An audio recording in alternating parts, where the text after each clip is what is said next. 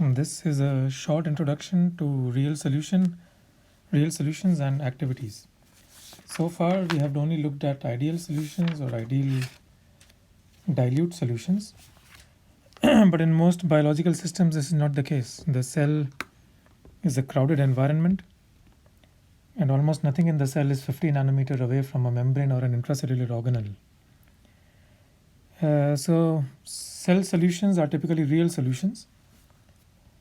So we'll look at how we do the math for a real solution.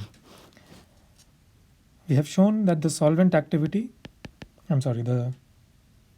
chemical potential of the solvent is given by, in a mixture, is given by the chemical potential of the pure solvent plus RT logarithm of the partial pressure of the solvent in the vapor phase divided by the vapor pressure of the pure solvent. Now this applies for any solution, whether ideal or not. If you have an ideal solution, then the mole fraction of the solvent in the liquid phase is equal to Pa by Pa star. And this equation becomes logarithm of the mole fraction of A. If the solution is not ideal, then Xa is not equal to Pa by Pa star. So we introduce a new quantity called the activity of the solvent of A, such that the form of this equation remains preserved. So now the chemical potential of the solvent becomes some chemical potential of the pure solvent plus RT logarithm of what is called the activity of A. For an ideal solution, activity of A is equal to the mole fraction. As the mole fraction of the solvent tends to 1, you go towards a dilute solution, which is more likely to be ideal, and therefore the activity approaches the mole fraction. To quantify this convergence of the activity to the mole fraction, we define another quantity called the activity coefficient.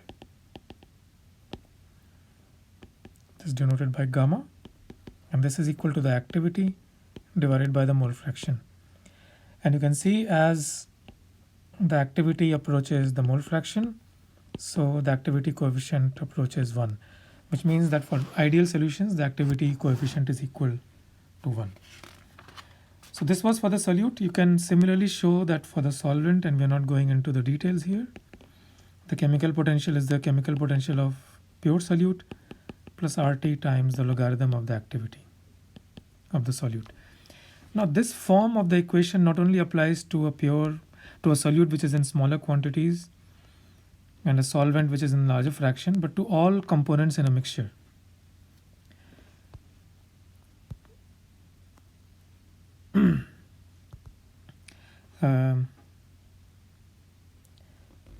So the activity, there's a certain standard state. The activity of a pure solid is always equal to 1.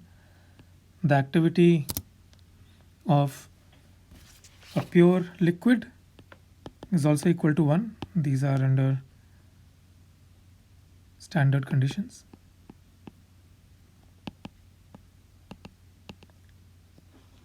For a solute, the standard condition is 1 mole per liter or 1 mole per decimeter cubed. So for a gas, the activity is typically provided in terms of a partial pressure divided by some standard pressure. So the activity is dimensionless. For liquid, the activity is provided in terms of the concentration of the substance, we call it J, divided by some standard concentration. This could also be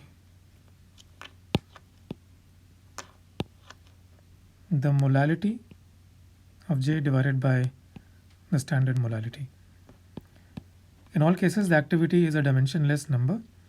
And just to repeat, in case of gases, it is the partial pressure. In case of liquids, it is the concentration.